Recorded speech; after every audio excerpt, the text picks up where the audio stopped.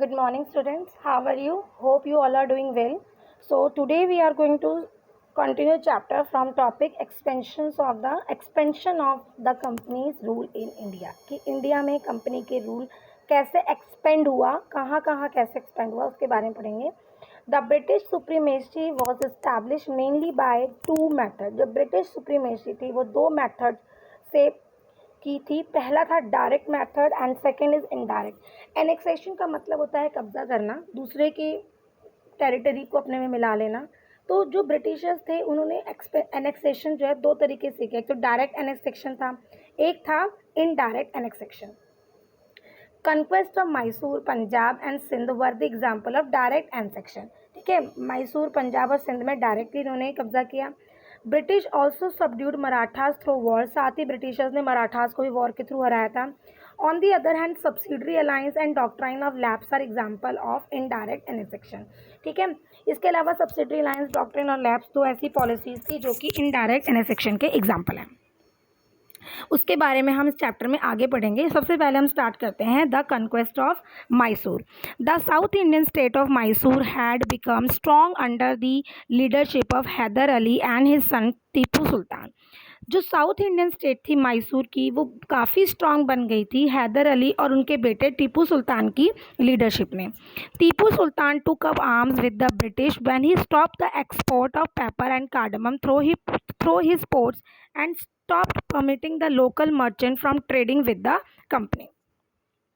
टीपू सुल्तान ने जो है हथियार लेकर ब्रिटिशर्स का रास्ता रोका. रास्ता रोकने का मतलब था कि जो भी समुद्री रास्ते से ब्रिटिशर्स के पेपर या कार्डमम का जो एक्सपोर्ट होता था उसको उसने रोक दिया, परमिशन देने से मना कर दिया. He also started modernising his army with the help of the French. साथ ही फ्रांस के साथ मिलकर उसने टीपू सुल्तान ने अपनी आर्मी को मॉडर्नाइज करना स्टार्ट कर दिया. The British wanted to crush the ruler of Mysore who wanted to assert their independence. अब ब्रिटिशर्स की इंडिपेंडेंस पे यहाँ पे रोक लग रही थी क्योंकि वो अब खुलकर जो है अपना एक्सपोर्ट नहीं कर पा रहे थे चीज़ों को पोर्ट के थ्रू. तो ब्रिटिशर्स जो है इस मैसूर के रूलर को यानी टीपू सुल्तान को और हैदर अली जो भी उनके पिता थे उनको क्रश करना चाहते थे. The British fought 4 wars with Mysore respectively in 1767 to 69, 1780 to 84, 1790 to 92 and in last 1799. In the first 2 wars neither side won. पहली जो दो लड़ाई हुई थी उसमें कोई नहीं जीता. But in the third Anglo-Mysore war fought between Tipu Sultan and British, Tipu Sultan was defeated. लेकिन तीसरी जो वॉर थी उसमें टीपू सुल्तान हार गया ब्रिटिशर्स से. After the defeat in the Third Anglo-Mysore War, Tipu had to sign the Treaty of Singanampatnam, named after his capital. Tipu had to give away half of his kingdom and hand over 2 of his sons as hostages to the British. जब third war जो है Anglo Mysore war, जब टीपू सुल्तान हार गया तो टीपू सुल्तान को treaty यानी कि संधि पर सिग्नेचर करने पड़े और अपनी कैपिटल जो थी सेरिंगपट्टनम वो ब्रिटिशर्स को देने पड़ी. अपना आधा किंगडम ब्रिटिशर्स को देना पड़ा और साथ ही अपने 2 बेटे भी ब्रिटिशर्स को हैंड ओवर करने पड़े एज अ हॉस्टेज, जैसे कैदी बनाकर उनको देने पड़े. Finally in the fourth Anglo Mysore war Tipu Sultan was defeated and killed. लेकिन फिर भी टीपू सुल्तान ने हार नहीं मानी. दोबारा से लड़ाई हुई ब्रिटिशर्स और टीपू के बीच में, जिसमें टीपू सुल्तान हारा गया और मारा गया.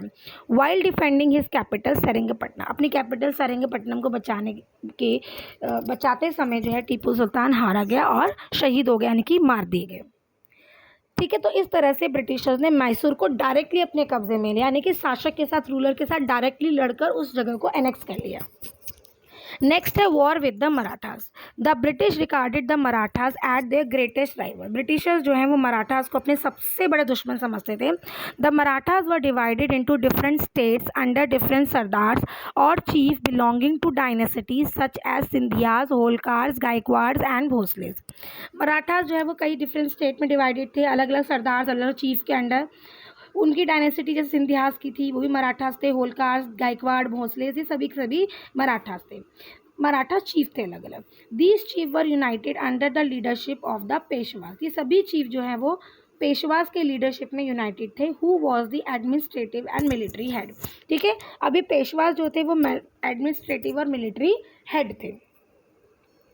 The British could suppress the Marathas after 3 Anglo Maratha war. और मराठास के साथ ब्रिटिशर्स की जब लड़ाई हुई थी तो 3 मराठा एंग्लो मराठा वॉर के बाद जो है ब्रिटिशर्स जो है मराठास को सप्रेस करने में, कमज़ोर करने में कामयाब रहे।